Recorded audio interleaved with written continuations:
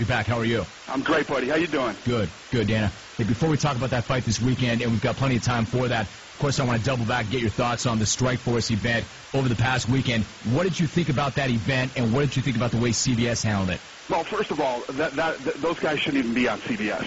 You know, everybody wants to get out there. We make it look easy, so everybody wants to get out there and try to, thinks they can make easy money off this thing. And realistically, it's not as much CBS. We almost had a deal with CBS, and then the idiots from Showtime Boxing jumped into the thing and said, you know what? Let's just get out there and compete with the UFC instead. They put together, they snatched up a C-level show that was up in Northern California and threw them on the air. And guess what? That's what happens. That's what happens when you do that. So, Dana, lay out why they should not be on CBS. How come? No, first of all, they're not a big organization. They're not these guys, for them to be on CBS and go out and represent the sport that we've been building over the last 10 years, it's hard. It's hard to see that happen.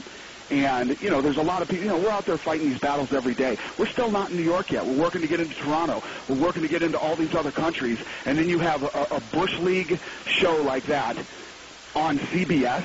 I mean, come on. And then how about the commentator, the guy who's the interviewer at the end? Gus Johnson. Yeah, he's out there saying, these kinds of things happen in MMA. There's a lot of testosterone. Come on. And then he starts yelling at the guys on national television to break it up. It was an embarrassment in every sense of the word. Dana, go back to that first point. When Gus Johnson said, hey, look, these sorts of things happen in MMA events on occasion, what do you say to that? How many MMA events has that dude been to? Seriously. Does he look like an MMA fan? Guy's like an actor. You know what I mean? He's not a real commentator. This guy could care less about mixed martial arts. I don't know how many UFCs that guy's ever been to where he sees that break out. It's crazy. I would say this. In his defense, Dana, he has said on the air he is a big fan of the sport. He has a passion for the sport. He likes the sport a lot. I don't know. When has he ever seen that happen in MMA? These things happen in MMA. It's the exact opposite. These things usually don't happen in MMA. There's a lot of respect between these guys. These guys are all educated guys. This stuff doesn't happen. And the bottom line is, you shouldn't. It's a Bush League event. There shouldn't be that many guys in the cage at the same time. And who let Mayhem Miller in there? He had no business being in there. You know what I believe? Mayhem saying that he didn't. I think Strikeforce, the promoters let him in the cage to go in there and do that. Because what happened is these guys let Jake Shields' contract run out. They basically bet on a fight and said, Dan Henderson's going to beat him easily. We paid way too much money for Dan Henderson, more money than we can afford. Oh, my God, Dan Henderson lost. And now we don't have Jake Shields under contract. Mayhem, get in there and let's challenge him and make it look like, if he leaves, he's running away from Mayhem Miller. Dana White joining us. So, Dana, if in fact that's the way that went down, what do you think CBS's response is to this, and will they still want to be in business with Strikeforce? I'm sure CBS is embarrassed by it.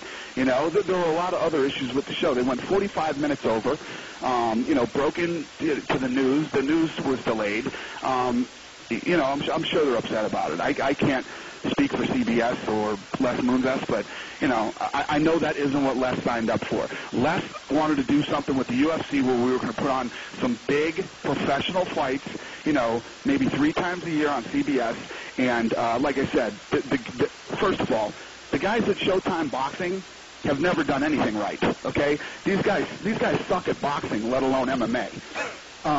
And now they're out there and they talk CBS into putting these guys on and trying to compete instead of putting what they should have had on CBS, which was the UFC. Dan, it's pretty clear you hate those guys from Showtime. Did they lie to you? Did they mislead you? Did they jam you somehow? Where does that come from? If you ever talk to the guys at Showtime, you would hate them too. They're pompous, arrogant goofballs who've never accomplished anything in the fight world, but they act like they know what they're doing. Listen, when you run into some of that at HBO, but at least HBO has a reason to be pompous and arrogant. They've actually accomplished some things. The UFC head Dana White's my guest. Dana, one thing about that brawl, I mean, who's more to blame then? Miller for jumping in and trying to hijack the interview, or Shields and his crew for jumping him? I think that, what happened was, Mayhem Miller had no business being in that ring after, and, you can't sell me on he ran in there on his own and nobody let him go in there. The promoters sent him in there to get something going and get some heat going because they blew it and thought Dan Henderson was going to win. You know, Dan Henderson, it's one of those things. Dan Henderson, you know, when we were negotiating with Dan wanted way more money than we felt he was worth.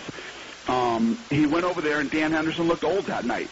It's the fight business, man. You get old overnight. And they bet all their, you know, they put all their eggs in the Dan Henderson basket. And when he lost, I think that was their reaction to send Mayhem Miller on there. So then is Shields now headed to the UFC? Probably. Probably. Dana White joining us on the program. Dana, so overall, before we talk, and we're going to talk about this weekend in one moment, but what's that do for the sport? I mean, is it only bad for Strikeforce and CBS, or is it bad for the sport? What happened? It's bad for the sport. You know what happens? Jim, this has been happening for the last 10 years.